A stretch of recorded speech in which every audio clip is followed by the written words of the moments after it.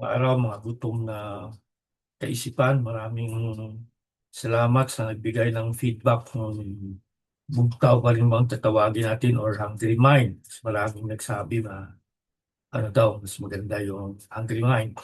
Anyway, ang pag-usapan natin ngayon ay delusion kasi maraming tao sa mundo ngayon na nagdidelusyon. No? Si Trump halimbawa, sabi niya, Iran is defeated, we have beaten their navy, wala na silang missile, maya-maya 40 missile lang nilaunch. Tapos si Higset, dapat daw ungrateful daw yung mga NATO na mga bansa na ayaw magpadala ng warships sa Gulf of Hormuz. Dapat daw magsabi ng thank you kay Trump. Tapos si Trump, sinabi din sa China na pag hindi kayo nagpadala ng warship, i-delay ko yung meeting natin sa April. I-delay mo, baka i-cancel pa ng China yan. Hindi ka naman kailangan ng China, ikaw yung may kailangan sa China. Talagang nagdidelusyon si Trump, na nananalo na raw sila, kung ano-anong pinagsasabi, no? Sa Pilipinas, ganoon din, si Bongbong Marcos. Sabi yan, normal pa rin ang presyuhan ng fuel. Anong normal dyan? Yung diesel, 112 na. Naku, damang-dama na ng mga tao ang pagmahal ng lahat. No? May mga driver nga na ayaw nang bumiyahe kasi wala na silang kinikita. Tapos sabihin ni BBM na normal naman lahat, no? Although may mga nagsabi na hindi daw nila sinasabi ang totoo kay BBM kasi ayaw nila siyang ma-stress kasi may mga kwento ngang umiikot na may si stage 4 colon cancer siya. Kung totoo man yan. O kung si Miss Maharlika pa, isang bulati, isang perma na lang ng isang bulati na lang ang kailangan pumirma para matigok na raw si Bangag. Yan ang sabi ni Miss Maharlika, no? Tapos meron din itong si analyst daw, si Contreras, na pag inendorso ni BBM si Leni Robredo sa 2028 election, tiyak panalo. Eh, ano, paano, paano mananalo yan? Negative na nga yung rating ni BBM, no? Tapos ito rin si Tariela, nagdedelusyon pa rin na atin daw yung Scarborough Shoal, legally ours. Disputed ngayon, hindi mo pwedeng sabing ours yun.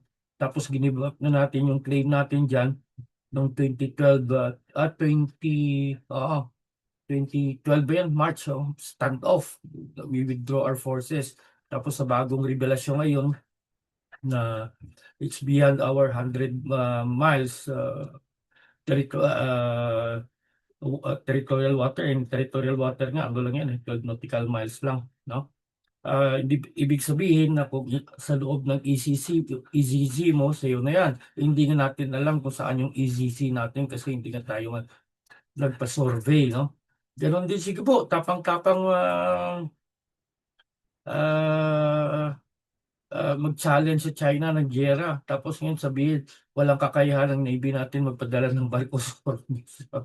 Itong delusion kasi, it could be a sign of mental illness. Maraming kasi, ano na yan, tanggap na sa world psychology na yan, na it is a form of mental illness.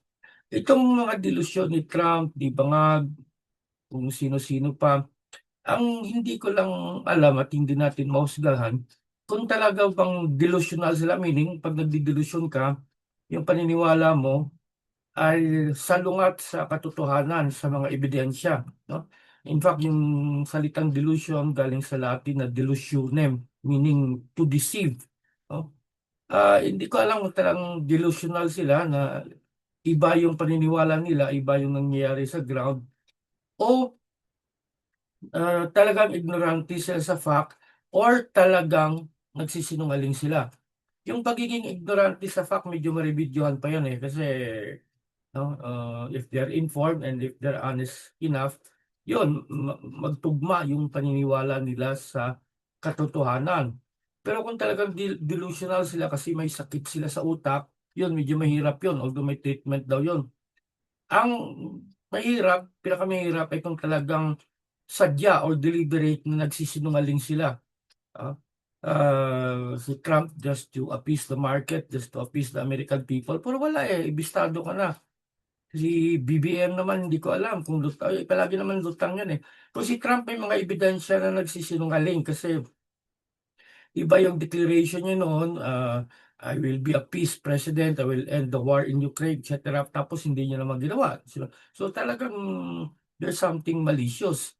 Si Bangag naman, ewan ko kung epekto ng droga sa utak ya, at talagang lutang siya, wala, is not grounded. Itong si Nataliela naman, ay obvious naman na talagang nagsisinungaling sila kasi paiba-iba yung statement nila, no? Walang coherence, no? Pero mahirap pa rin, pero talagang malisyoso lang o talagang sumusunod lang siya sa utos ng mga kano. Pero andyan yan, nakikita natin araw-araw itong mga delusional pronouncement ni na Trump, ni na Bangag, no, ni na Tariela. Ano bang solusyon dito? Well, solusyon lang dyan ay yung mga nakikinig. Kasi may naniniwala pa rin eh. In fact, may nakita kong post, pari pa ha. Eh, mga pari talaga, bobo naman yung karamihan dyan eh. No? Na pinost si Trump na nagsasabi nung namatay si Kamini, the most dangerous person in the world died. Kamini is supposed a man of peace. In fact, siya yung ayaw ng nuclear weapon sa Iran. Yun ang fatwa niya, yung religious belief niya. No? Baliktad ata kasi the most dangerous person in the world, si Trump, he bombed 8 countries, he raped children, he kidnapped the president of Venezuela, he bombed Iran, he's under the control of Israel, and he has in his fingertips the button to launch a nuclear weapon. At sabihin itong paring ito na si Kamini, na naniniwala siya kay Trump na si Kamini yung the most dangerous person in the world. Yan ang problema eh. Delusional itong mga taong to, pero may mga naniniwala pa rin. No? Yun na, problema na nila yun. Kaya hungry minds, kaya dapat ipairali natin ang mga critical thinking natin, suriin ang mas mabuti, no? Suriin ang mas malalim itong mga isyu. Ano ba nangyayari sa ground? Ano ba sinasabi ng mga leader na ito? No? At kayong humusga kung delusional sila o hindi.